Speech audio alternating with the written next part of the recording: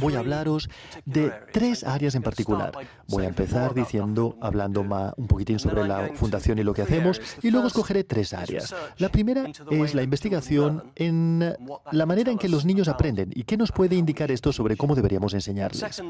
En segundo lugar, voy a hablar sobre la evaluación, es decir, cómo podemos saber si la innovación que estamos alcanzando tiene éxito o no. Y finalmente hablaré un poquitín sobre la investigación para informar a la política a gran escala. Pues muy bien, la Fundación Nuffield. La Fundación Nuffield fue establecida en el año 43 por un hombre llamado William Morris. Él era un fabricante de coches. Hizo una fortuna y posteriormente su vida se convirtió en un gran filántropo, uno de los mayores filántropos del siglo XX. Y como suele ocurrir en el Reino Unido, cuando la gente se hace rica, les llamamos lords, y se convirtió en lord. Y cuando te llamas lord, tomas el nombre de un lugar. Y él tomó el nombre de Nuffield, el pueblo donde vivía, que está cerca de Oxford, donde se encontraban sus fábricas. Y es uno de los lugares donde están una de las grandes universidades nuestras. Este es el Lord Nuffield en uno de sus coches. Él es el hombre que está detrás del volante con su gorra, con aspecto contento. Claramente porque acaba de ganar un pastón. Aquí tenemos un coche que quizás os sea más familiar. Este es un Rolls Minor. Este es un coche que su empresa fabricó, un coche muy común en el Reino Unido durante los años 50 y 60 y 70. Más de 1 millón de estos coches fueron fabricados. Y eran tan comunes estos coches que yo también tuve uno de estos. Este jovencito con el sombrero soy yo, y el jovencísimo que me está ayudando es mi hija Julia, que estoy contento de deciros ha crecido y ahora es científica, y en segundo lugar es una persona que está enamorada de España y de todo lo que sea español. Mi hija Julia pasó un Erasmus en Madrid, no en Barcelona, lo siento, se fue a Madrid. Y ahora mismo se encuentra en Guatemala haciendo investigación científica. Pues muy bien. Nuffield quería que su fundación contribuyese a mejorar la sociedad, incluyendo la expansión de la educación y la reducción de los menos privilegiados. Él lo llamaba el progreso del bienestar social. Él estaba convencido de la importancia de la educación, de la formación y de la investigación a la hora de lograr mejoras en la sociedad. Y esto constituye todavía hoy en día el objetivo y misión principales de nuestra fundación. Él murió en el año 63, aunque todavía continuamos con la misma misión. Algo sobre nuestro tamaño. A ver, somos bastante pequeños, curiosamente. Ciertamente en comparación a la Fundación La Caixa. Tenemos una dotación de unos 400 millones de euros, gastamos aproximadamente 15 millones de euros al año, y nuestro objetivo principal es mejorar el bienestar social a través de la financiación de la investigación y de la innovación en la política educativa y social. A ver, yo he dicho dos cosas aquí. La primera es que somos totalmente independientes. No dependemos ni del Estado, no estamos subvencionados, somos totalmente libres de seguir nuestra propia intuición y deseo. Y esto es muy importante. Pero en segundo lugar, casi siempre trabajamos en partenariado con otras organizaciones, y debería mencionar algunas de estas a medida que proceda mi intervención. Lo que hacemos es gastar aproximadamente el 80% de nuestros fondos en becas, el resto en nuestros propios programas internos, incluyendo un programa en la innovación científica y matemática. Y básicamente hacemos dos cosas. Primero, apoyamos la investigación y el desarrollo para informar la política y la práctica, y en segundo lugar proporcionamos becas directas para dar apoyo a los jóvenes. A ver, voy a hablar sobre la frase informar la política y la práctica. ¿Qué quiere decir esto? Quiere decir dos cosas. Si quieres mejorar el mundo en el que trabajas, ya se trate del mundo educativo, legal o de política social, existen dos actores clave. Primero, las personas que hacen el trabajo, los docentes, los trabajadores sociales, los abogados. Esto es lo que llamamos la práctica. Pero la práctica se lleva a cabo en el contexto de la política, que es un marco referencial a nivel nacional, por decirlo de alguna manera. Y sentimos que si queremos acometer cambios a largo plazo, tenemos que tratar ambos frentes. Por supuesto, interactuar entre sí. Y la investigación tiene cosas que decirle a ambos frentes. Encontramos, no sé si los representantes de las universidades aquí, nosotros encontramos que los investigadores no son muy buenos a la hora de hablar con los que están en la práctica, con los responsables de la política, etcétera, a la hora de establecer ese diálogo. Y nuestro papel es asegurarnos de que ese diálogo ocurra. Bien, la Fundación ha sido muy activa en la educación matemática y científica desde hace unos 50 años. Y yo creo que vale la pena decir que hemos tenido una influencia importante. Quiero haceros una pregunta. A ver, escuchadme. ¿Cuántas personas aquí han oído hablar de la Fundación Nuffield? Levantad la mano. ¿Quién ha oído hablar de la Fundación Nuffield en el contexto de la ciencia? Poquísimos. Qué interesante. Eso es bueno saberlo. Os voy a hablar más. A ver, bueno, si hubieseis sabido algo, no lo diría. Pero bueno, empezamos hace mucho tiempo, en los años 60, cuando la Fundación empezó a desarrollar materiales didácticos para las personas que estudiaban en la escuela secundaria en física, biología y química. Los cursos originales estaban dirigidos a estudiantes de edades comprendidas entre los 11 y 16 años, especialmente los más inteligentes, los más brillantes. Sin embargo, con el tiempo, otros cursos también fueron desarrollados, tanto para estudiantes mayores y menores y para, estudiantes que cubrían un amplio abanico de capacidades.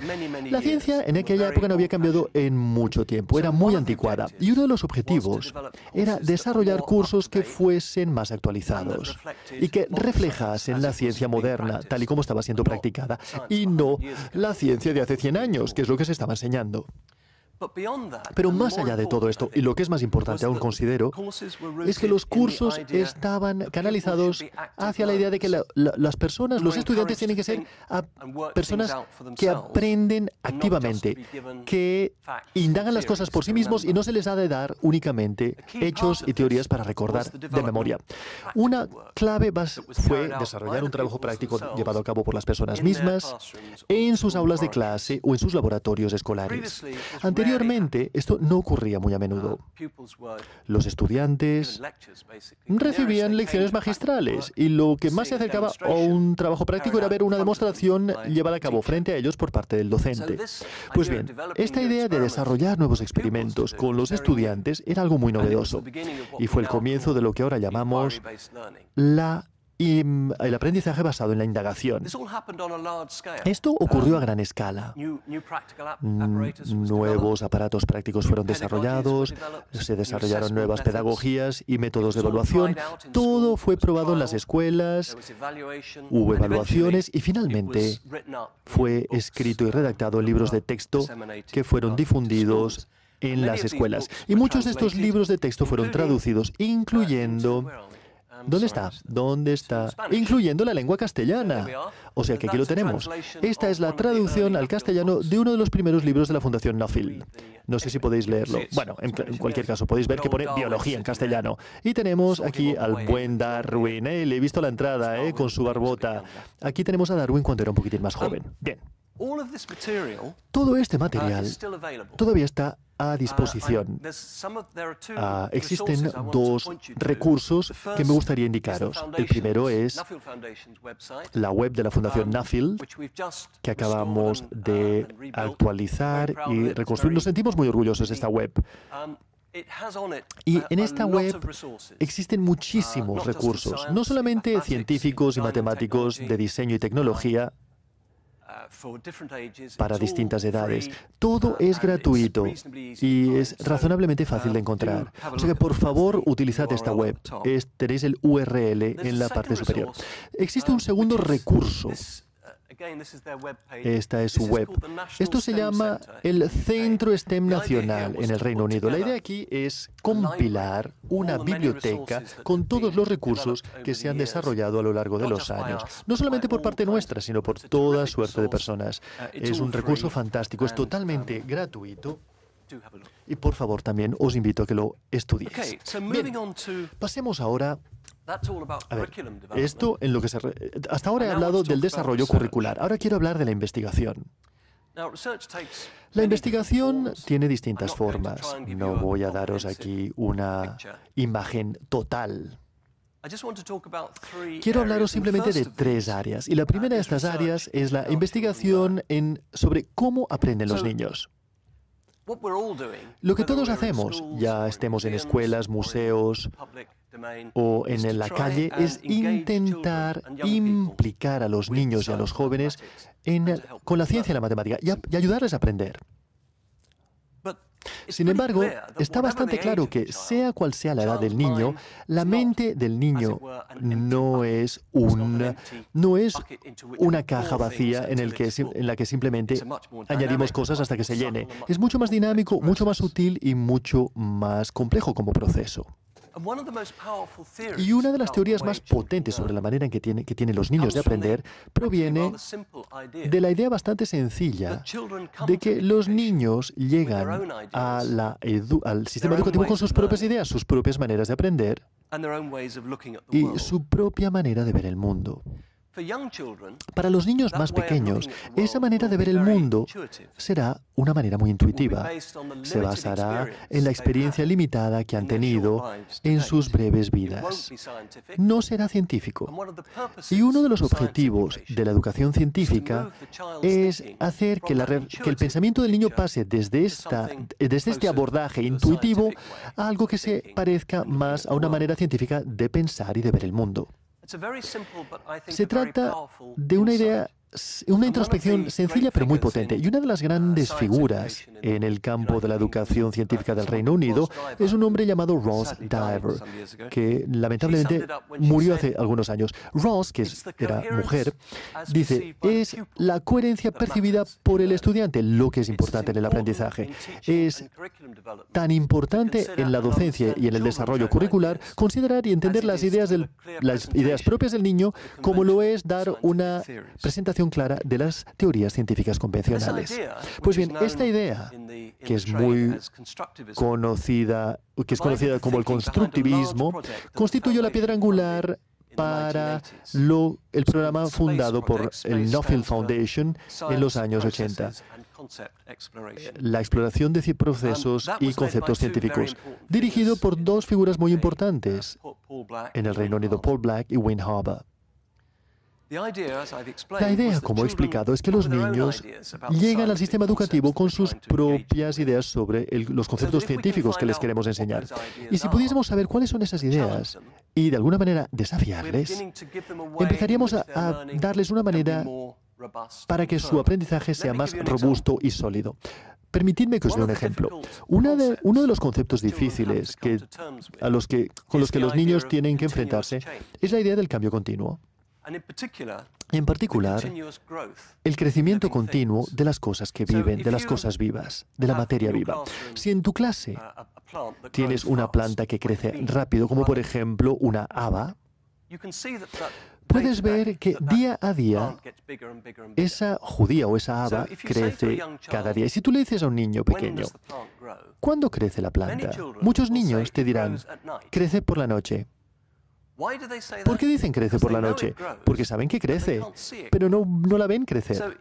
De manera que si dicen eso, de alguna manera puedes desafiar, puedes cuestionar lo que están diciendo. Dices, vamos a hacer un experimento, vamos a medir el haba a primera hora de la mañana y midámosla cuando nos vayamos a casa por la noche. ¿Es del mismo tamaño? No, ha crecido. Podrían decir, por supuesto, que ha crecido durante la pausa para comer. Pero bueno.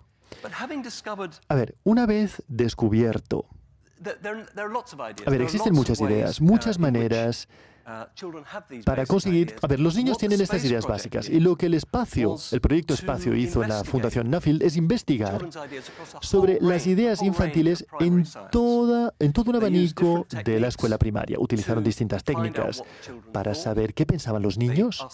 Les pidieron que escribiesen y hablasen, pero también les pidieron que dibujasen. Y aquí tenemos un ejemplo. La cuestión aquí es, ¿qué ocurre con los alimentos dentro de tu cuerpo? Y puedes ver que este niño piensa que existen 3 tubos distintos. Este se lleva la comida, una manzana, este se lleva el aire y este se lleva las bebidas. Aquí tenemos una limonada. Bueno, esto es bastante típico. Aquí tenemos otro. Este me encanta. Me encanta porque es un dibujo tan bonito. Pero este es bastante sofisticado, es una imagen sofisticada. Dice estómago. Y aquí tenemos al niño. El niño que tiene una idea de que aquí tiene la comida en el estómago. Pero mirad también esto. Aquí tenemos estas flechas que indican que la comida de alguna manera va al resto del cuerpo. Y al final también. No tengo ni idea de qué es esto o de qué es esto. Pero una de las cosas estupendas que uno puede hacer es preguntarle al niño, oye, ¿qué es eso? Explícame, ¿qué es esto? Cuéntamelo. Y eso es lo que hicieron.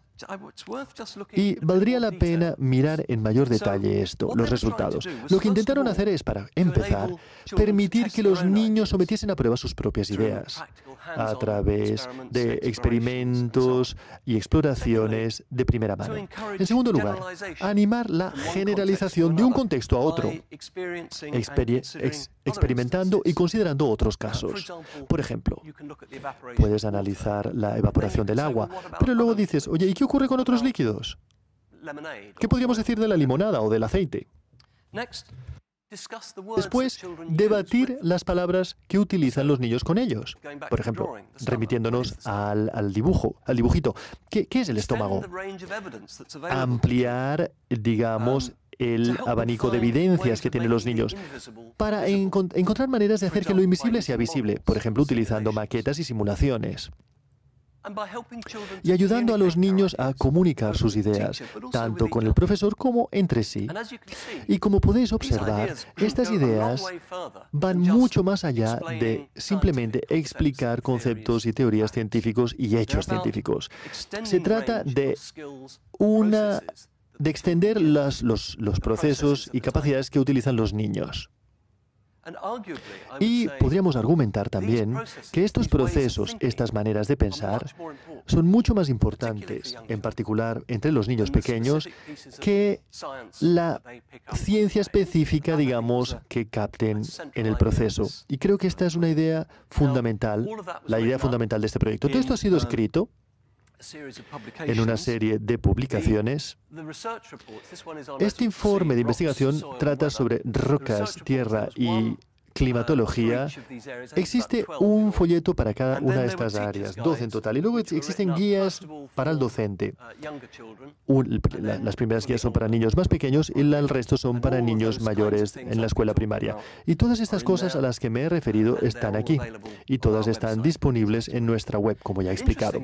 Y lo que es interesante también es que la web de la Fundación Nuffield tiene mucho material.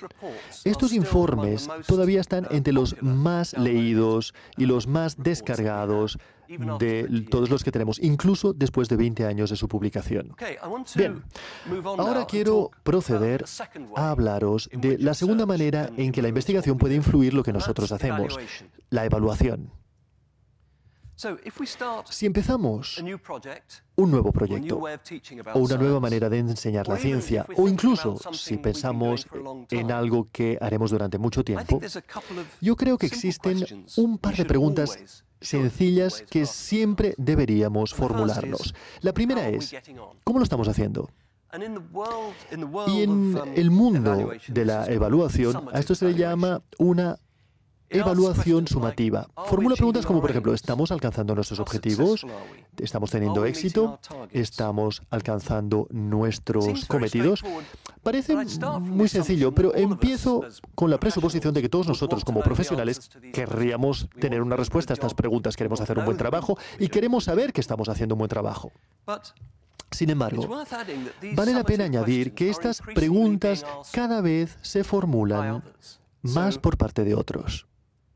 En el Reino Unido, por ejemplo, cada vez tenemos más recortes presupuestarios, seguro que en España también, y los que nos financian cada vez formulan más este tipo de preguntas. Supongo que quieren saber, no solamente esto porque es bueno, quieren saber cuál es el valor que están recibiendo por su dinero. Y en el mundo actual esto significa evidencia, necesitamos evidencia robusta, directa, objetiva. clara.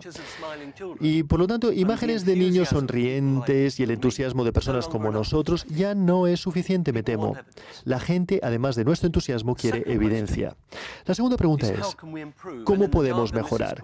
Y en nuestra jerga a esto se le llama evaluación formativa. Y esto se basa en preguntas que nos ayuden a mejorar las cosas. Quizás algunas partes del proyecto funcionan bien y otras no tan bien. ¿Por qué? ¿Cuáles son las razones? ¿Qué nos puede indicar esto para mejorar las cosas y hacerlas mejor? Por supuesto que como profesionales formulamos estas preguntas constantemente.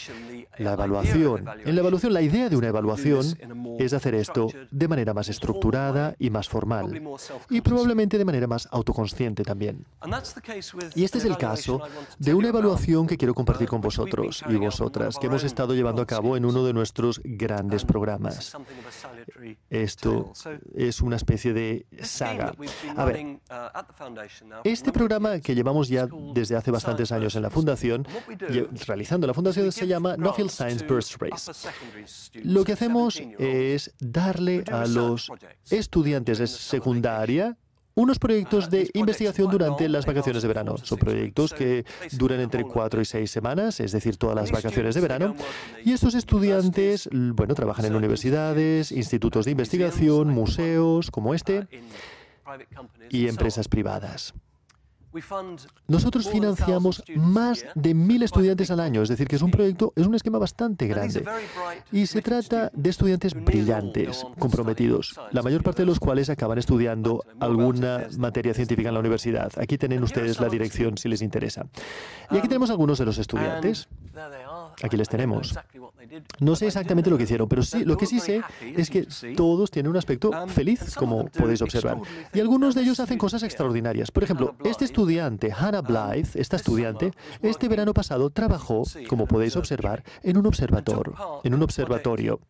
Y formó parte de un proyecto en que descubrieron 20 nuevos asteroides. Y ella tendrá un asteroide con su nombre. Eso no puede ser. Esta chica de 17 años tiene un asteroide que recibe su nombre, porque ella es una de las descubridoras. El programa funcionó muy bien. Es muy popular también entre los estudiantes y los científicos, que están muy impresionados por estos jóvenes brillantes que trabajan con ellos. A todos nos encanta este programa. Sin embargo, queremos ir un poquitín más lejos y ver si realmente estábamos alcanzando lo que queríamos alcanzar. Y en particular, queríamos preguntarnos sobre el tipo de estudiantes que estábamos captando. Sospechábamos que estábamos recibiendo más estudiantes de familias benestantes, de familias ricas, y no demasiados estudiantes de familias pobres. ¿Por qué es esto importante? Es importante porque nosotros lo que queremos hacer es añadir valor en este esquema. Queremos poder decir que las experiencias que estamos proporcionando a estos niños marca una diferencia. Y puedes marcar esta diferencia si tienes a chicos y chicas que tienen problemas para seguir el sistema educativo, llegar hasta la universidad por sus propios problemas familiares. De manera que captamos a un equipo para ayudarnos a hacer una evaluación. Trabajaron sobre esto durante el verano y trabajarán con nosotros durante el año venidero también. Han estado hablando con los estudiantes, con los científicos, con los docentes, etcétera. Existen muchos detalles, pero yo simplemente no quisiera entrar en todos ellos. Voy a hablar de uno de los resultados. Necesitaré explicároslo anteriormente. Esta gráfica nos indica, a ver, lo voy a explicar, En el Reino Unido tenemos un sistema llamado de comidas gratuitas. Si tu familia tiene unos ingresos por debajo de un cierto nivel, tienes el derecho a recibir una comida gratuita en la escuela. Debido a que se trata de un indicador relacionado a los ingresos familiares, indica el nivel de riqueza o pobreza de la familia. Esta gráfica indica la proporción de niños que recibían comidas gratuitas en la escuela. Aquí tenemos la proporción de escuelas. Como podéis observar, el 25% de las escuelas tienen menos de un 5% de niños que reciben comidas gratuitas. El 30% entre el 5 y 10% y así sucesivamente. Aquí tenemos una escuela que tiene casi una tercera parte de sus estudiantes con niños que reciben comidas gratuitas, el 5% de todas las escuelas del país. Pues bien, esta distribución nos da una imagen clara de la distribución de la riqueza en las escuelas británicas. Pues bien, nosotros queríamos saber cómo lo estábamos haciendo nosotros en relación a esta gráfica. Y esta es la respuesta. Y como podéis observar, se trata de una imagen sorprendente porque indica que casi, más del 60% de las escuelas en que funciona nuestro programa están aquí y mucho menos aquí. Así pues, este resultado ha afectado la manera en que nosotros pensamos en la escuela de manera muy profunda. Nos ha indicado que, aunque nos encanta el programa, a todo el mundo le gusta este programa, muchos niños sonrientes y rubicundos, no estamos alcanzando el objetivo que queremos. No solamente nos ha indicado esto, sino que también nos ha dicho lo que tenemos que hacer. Es decir, la escuela, el programa está organizado a nivel regional, tenemos coordinadores a nivel regional. Ahora, estos coordinadores regionales tienen la tarea de encontrar las escuelas de este tipo, y les podemos ayudar a hacerlo, y asegurarnos de que la colocación esté mucho más equilibrada en relación a este tipo de distribución. Y nuestro objetivo es que dentro de un año, quizás 2 años, tener el objetivo, es decir, la barra azul, con exactamente la misma distribución que la barra roja. Pero hay mucho más que decir. Lo que quiero deciros es que aquí tenemos una evaluación que realmente ha cambiado de manera profunda cómo pensamos y cómo abordamos este programa y cómo lo vamos a moldear en un futuro. Ahora quisiera establecer 3 puntos generales sobre la evaluación y el papel que desempeña y cómo lo hacemos. Primero, la objetividad. En mi opinión, cuando estás evaluando, siempre tienes que tener una visión exterior. Eso no significa, no quiero decir con esto que siempre tienes que encontrar a un evaluador o consultor externo para realizar tu evaluación. Muchas de las cosas que hacemos son demasiado pequeñas y no justifican eso. Pero el tener una visión externa, el tener a alguien que no forma parte del equipo para que te diga lo que piensa, siempre vale la pena. Y existen 3 buenas razones por ello. Primera, la objetividad. Nosotros trabajamos muy duramente para desarrollar nuestros proyectos, nuestra docencia y nuestra manera de trabajar. Creemos en esta manera y amamos nuestra manera de trabajar.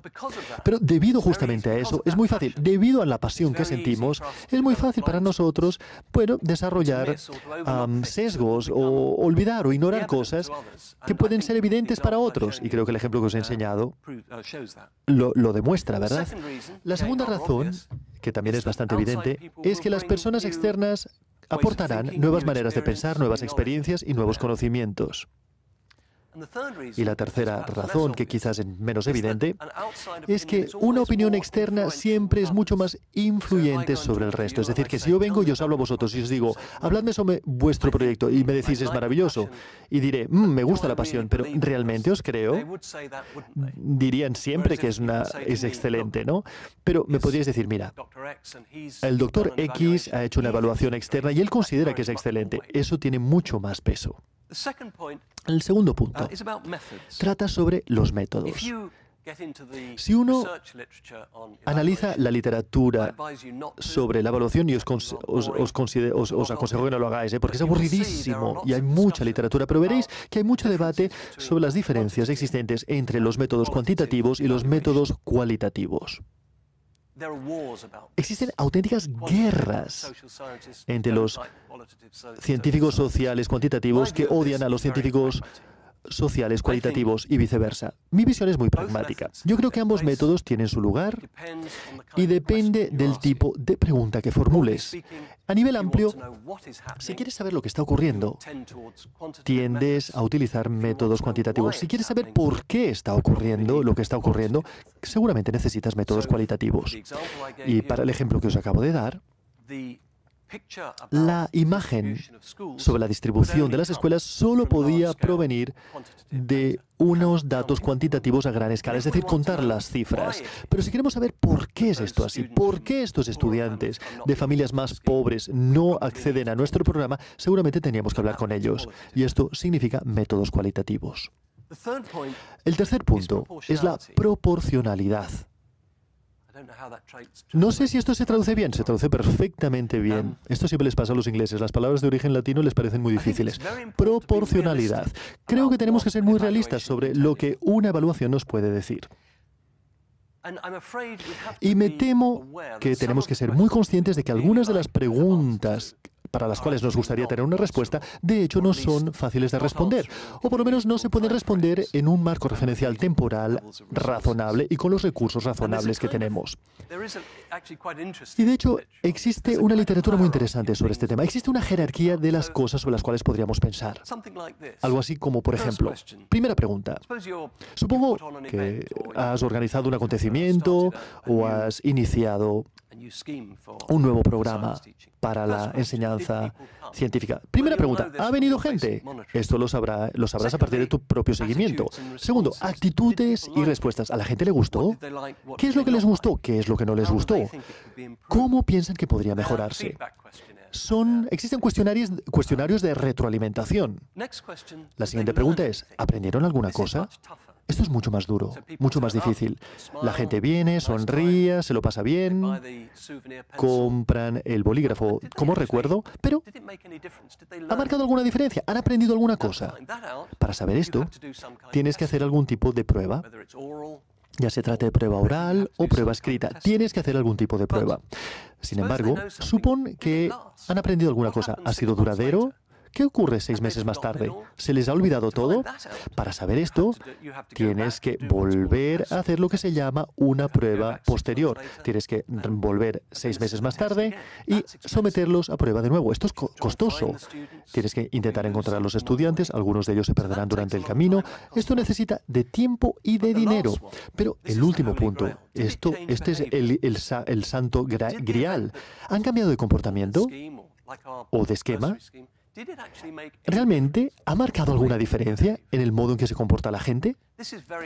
Esto es muy, pero muy difícil de responder. Normalmente se necesita de datos de actitud, es decir, datos que se compilan a lo largo de un periodo de tiempo, e incluso si lo tienes, es muy difícil atribuir una causalidad. ¿Cómo sabes que un cambio comportamental fue causado por lo que tú hiciste y no por otra cosa?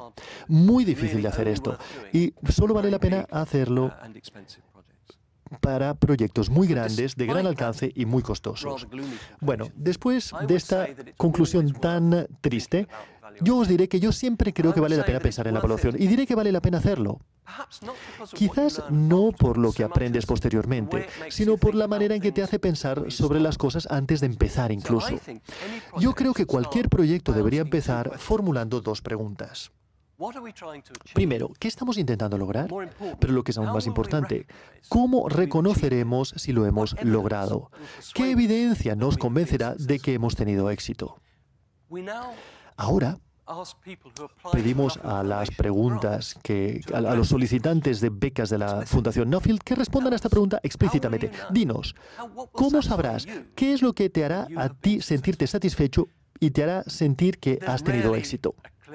Muy pocas veces existe una respuesta clara o sencilla a esta pregunta, pero es el proceso de reflexión lo que yo creo que marca la diferencia. Y si la persona no ha reflexionado al respecto, creo que es muy mala señal. Existe alguien con quien nosotros trabajamos mucho en el Reino Unido, el profesor Miller de la Universidad de York, a quien mencionaré dentro de breves instantes. Pues él ha tomado esta idea y la ha aplicado a la docencia en el aula de clase, en lo que yo considero es algo muy interesante. Él se interesa en enseñar a nivel, digamos, en segmentos de 11 a 14 años, la ESO. A él le interesa enseñar a este grupo. Y su enfoque no es decir, ¿cómo deberíamos enseñar la energía? Le interesa enseñar la energía. Su enfoque o su abordaje es, ¿qué queremos? ¿Qué es lo que razonablemente pensamos que una chico o chica de 14 años puede saber o debe saber sobre la energía? ¿Y cómo sabremos que lo ha sabido? De manera que, en otras palabras, él empieza con la evaluación al final. Él empieza con la prueba que quiere presentar a los estudiantes al final de su curso. Y luego trabaja al revés y dice, bueno, si esto es lo que queremos que consigan, ¿qué tipo de docencia necesitamos para alcanzar este resultado? Este proyecto acaba de iniciarse y creo que es interesantísimo porque es exactamente lo contrario de lo que normalmente hacemos. Normalmente desarrollamos los materiales y luego pensamos, ahora cómo los sometemos a prueba. Pues esto lo hace exactamente al revés. Yo creo que es una idea fascinante y me ilusiona muchísimo ver qué es lo que sale de todo esto.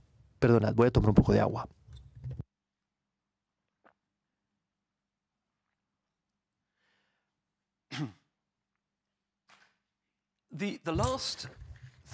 El último tema que me gustaría tratar en mi intervención es la investigación que influye sobre la política.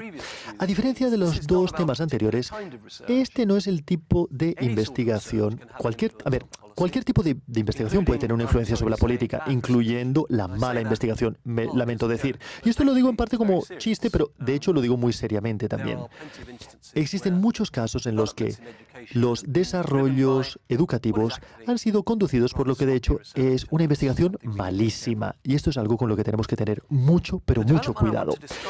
El desarrollo que me gustaría describiros a continuación, que ha tenido una influencia profunda sobre la política educativa británica y a nivel más amplio también, empezó con un ejercicio muy pequeño que rápidamente aumentó y condujo a tratar algunos temas grandes. Uno de los mayores temas a los que se enfrenta la educación científica en estos momentos.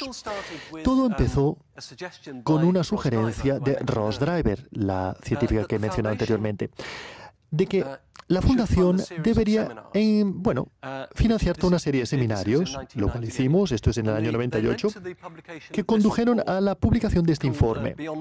Este informe se titulaba Más allá del 2000, un informe redactado por Jonathan Osborne, que actualmente es profesor en Stanford, en Estados Unidos, y Robin Miller, que acabo de mencionar. Creo que se trata de una de las investigaciones más importantes en nuestro campo desde hace muchos años. Lo que lo inició, ¿cuál fue el punto de partida? Se trata de un enfoque británico, una iniciativa de enfoque británico. La ciencia había sido un tema troncal.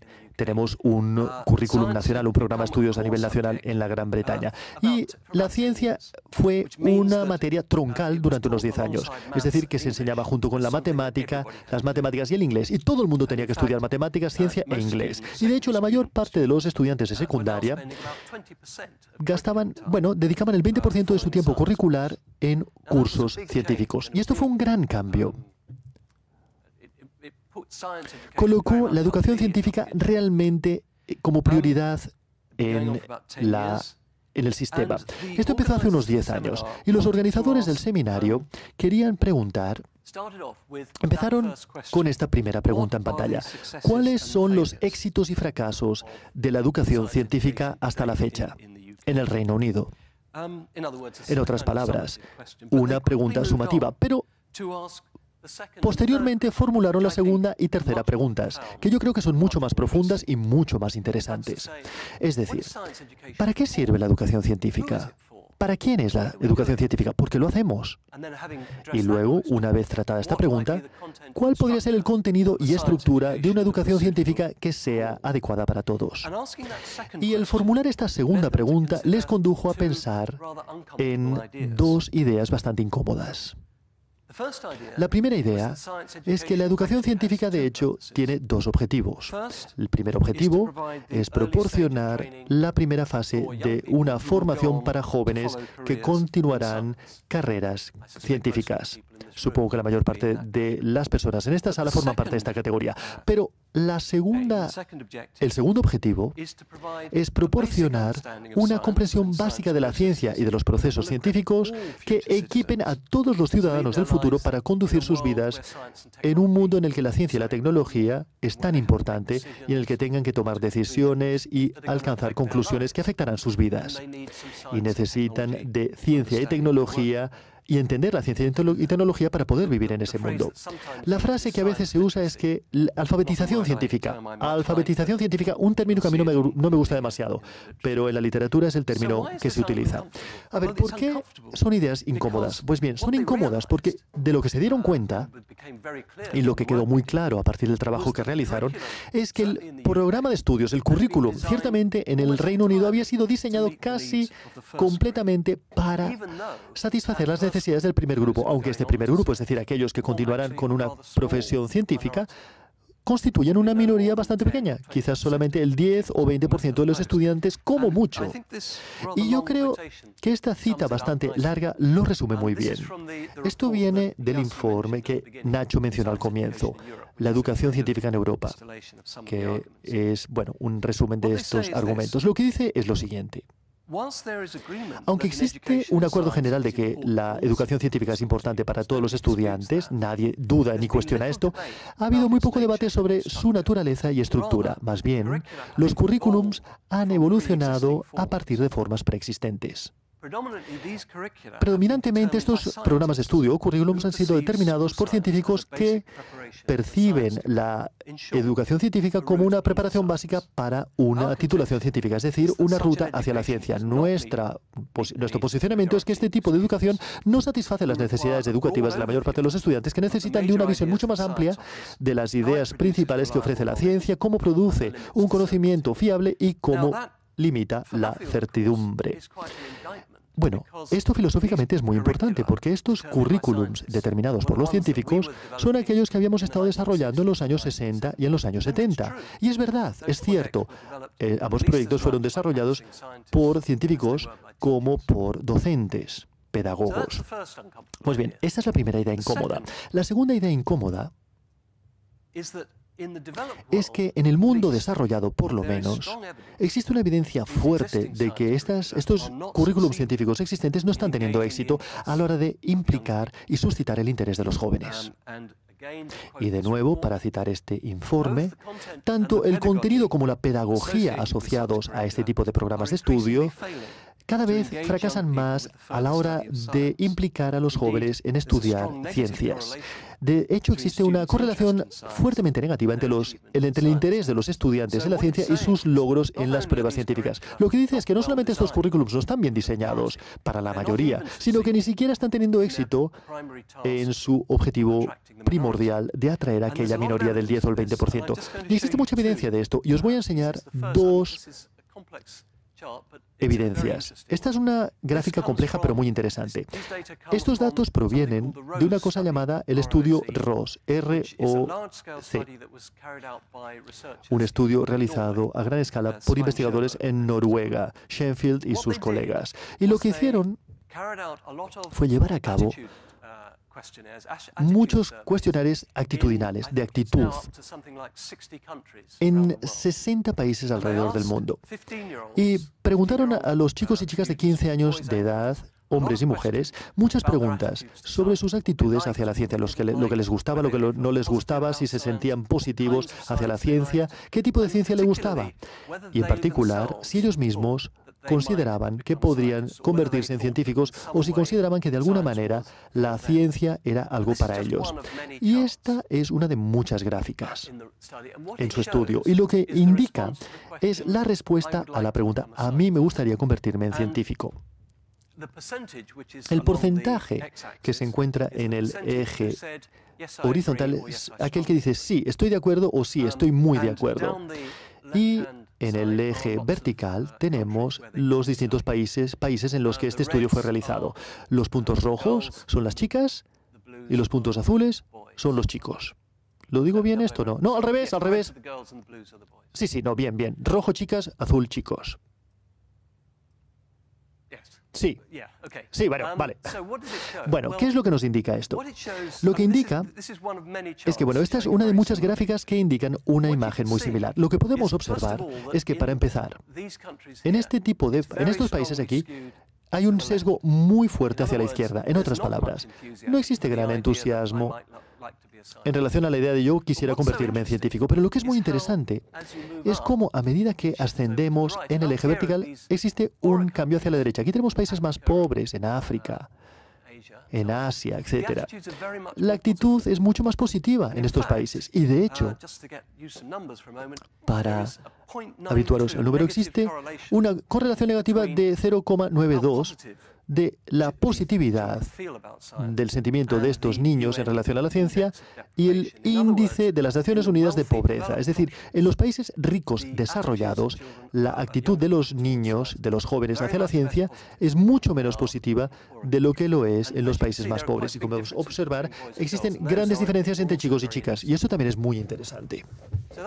Pues bien, ese es el estudio Rose. El segundo estudio nos indica exactamente lo mismo. Estos son datos provenientes de TIMSS. ¿Sabéis? Las encuestas TIMSS, las encuestas realizadas en cuanto a los logros. No siguen las actitudes, sino los logros en matemáticas y ciencias. A ver, algunas preguntas sí que versan sobre las actitudes. Aquí vemos exactamente la misma imagen. Aquí, en el eje vertical, tenemos la puntuación promedio de los países. Aquí tenemos países que tienen muy buenos resultados en estas pruebas: Corea, Japón, Australia, Holanda, etc. Y aquí tenemos los países que tienen malos resultados. Y aquí tenemos el porcentaje de estudiantes con puntuaciones elevadas en lo que se refiere a la actitud. Y como podéis observar, la misma imagen de nuevo. Básicamente, mientras mejor lo hacen, menos positivos se sienten hacia esto. Y este es un resultado chocante y muy robusto, por cierto. Pues bien, a ver, me vuelvo a remitir al informe Más allá del 2000. Tuvo un gran efecto. No porque en aquella época, porque en aquella época existía mucha ansiedad entre la comunidad científica sobre los miedos públicos y la hostilidad pública hacia la ciencia. Escándalos como, por ejemplo, el escándalo de la enfermedad de las vacas locas y las preocupaciones por las vacunas y el hecho de que mucha gente se vacunase, etcétera, etcétera. Pues bien, la comunidad científica estaba abierta a la idea de que uno de los objetivos claves de la educación científica debería ser proporcionarle a todo el mundo una alfabetización científica, y no simplemente se trata de formar a la siguiente generación. Y esto condujo al informe Más allá del 2000, con muchas actividades de desarrollo en las que nosotros estuvimos implicados. Y desarrollamos un nuevo curso llamado Ciencia del siglo XXI, que es un curso para estudiantes de 14 a 16 años de edad, que actualmente es seguido por un 25% de las escuelas inglesas. Y este curso pretendía responder a estos dos desafíos. Primero, la observación de que la experiencia de los estudiantes en la educación científica, demasiado a menudo, tiene la forma de hechos desconectados, inconexos, que no dan ninguna imagen coherente o una narrativa coherente en la mente del estudiante. Jonathan Osborne lo describe como estar en un viaje en un tren donde las ventanas están cerradas. Y a veces la ventana se abre y ves alguna cosa. Solamente el conductor del tren sabe hacia dónde vas y por dónde vas. Y esto capta la experiencia que reciben muchos estudiantes.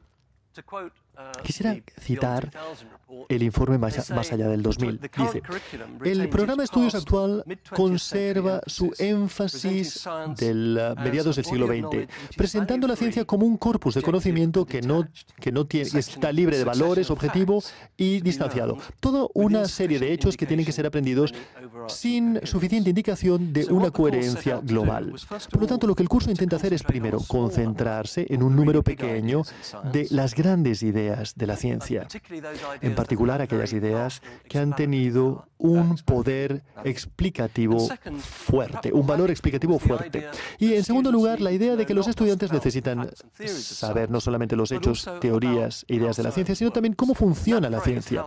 Y esta frase, cómo funciona la ciencia, se ha convertido en una parte muy importante en cómo pensamos en la educación científica. Vuelvo a citar el informe. Los jóvenes necesitan entender cómo se lleva a cabo la indagación científica para ayudarles a apreciar el razonamiento que subyace las afirmaciones de conocimiento científico.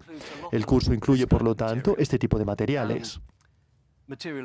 Materiales sobre los datos y sus limitaciones, la correlación y la causa, la naturaleza de las teorías, la naturaleza de la comunidad científica, el modo en que funciona la comunidad científica, el riesgo y también cómo tomamos decisiones sobre la ciencia y la tecnología.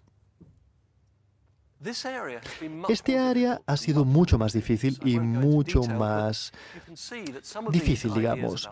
Podemos ver cómo estas ideas sobre la ciencia no son familiares, son el tipo de cosas que esperaríamos de cualquier curso científico, especialmente las primeras sobre los datos, etc. Pero a medida que bajamos en la lista, entramos en territorio mucho más difícil, en que pedimos a los profesores que se impliquen en ideas controvertidas, polémicas o incluso, bueno, complejas, difíciles. Y esto ha sido mucho más difícil. Y yo he observado que nos hemos equivocado en dos cosas con este curso. Primero, no reflexionamos lo suficiente sobre las demandas o exigencias sobre los docentes. Les llevamos a un territorio incómodo a los docentes y no les prestamos suficiente atención. Y en segundo lugar, no pensamos lo suficiente en la evaluación. Y la evaluación de estos cursos no fue buena. Bien. A mí me gustaría concluir con una observación final que creo que nos vuelve a remitir al primer ejemplo que os he dado en mi intervención. Yo creo que los debates sobre el informe, más allá del 2000, lo que ha ocurrido desde entonces, ha concienciado a las personas sobre dos ideas muy importantes. La primera idea es la evidencia fuerte que existe sobre el hecho de que el interés de los jóvenes por la ciencia se desarrolla muy temprano. Existe evidencia que no citaré aquí, pero a la edad de 14 años, más o menos, los chicos y chicas ya han decidido. Esta es una cita del informe de la ciencia en Europa.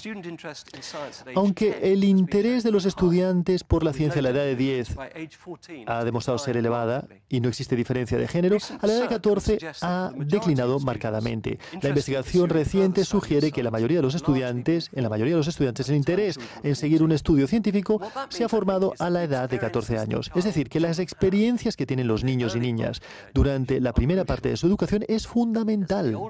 A medida que crecen, se hace cada vez más difícil implicarles si ya no están interesados. Pero el hecho concreto es que sabemos muy poco sobre qué es lo que conduce a los niños a interesarse en la ciencia o no. Y un análisis muy interesante que también viene de las personas que hicieron el estudio Rose es que tenemos que pensar mucho más sobre lo que ocurre entre los más pequeños, en sus vidas en general, no lo que ocurre únicamente en el aula de clase. Estos jóvenes son adolescentes, están constituyendo su propia identidad, su propio sentido del yo. Y viven en una sociedad en la que tienen autonomía, tienen elecciones. Esta es una de las grandes diferencias entre el mundo desarrollado y el no desarrollado. Pensemos en el estudio Ross. La diferencia entre los países desarrollados y no desarrollados. En nuestros países desarrollados, nuestros jóvenes tienen muchas elecciones que realizar. Pueden constituir su propia vida. Y si ven a la ciencia como algo para ellos, esto forma parte de su autoidentidad. De manera que necesitan tener... dado que tienen la opción de escoger, no solamente lo tienen que sentir que es interesante, sino tienen que verse reflejados, identificados con la ciencia. Forma parte de mí. Y quisiera acabar con esta cita de Basil Tittle, que es un científico australiano, que creo que llega al kit de la cuestión sobre cuál es el gran dilema en el campo de la docencia educativa, de la docencia científica. El problema se basa en una desfase entre el programa científico, la práctica científica contemporánea y las vidas e intereses de los estudiantes en las sociedades postindustriales. Yo creo que este es el kit de la cuestión. Este es el corazón mismo del problema al que nos enfrentamos en estos momentos. Y quisiera concluir mi intervención no con un problema, sino con algo un poquitín más positivo. De manera que vuelvo a esta imagen.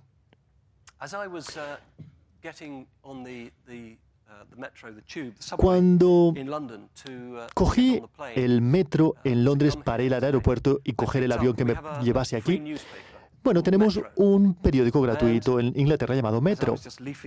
Y bueno, mientras lo ojeaba, me llamó la atención esto, no lo podéis ver, ¿eh? Pero tenemos una imagen muy bonita de Hannah, nada menos que Hannah. Aquí la tenemos. Hannah aparece en un periódico gratuito, Metro. Hannah ha sido incluida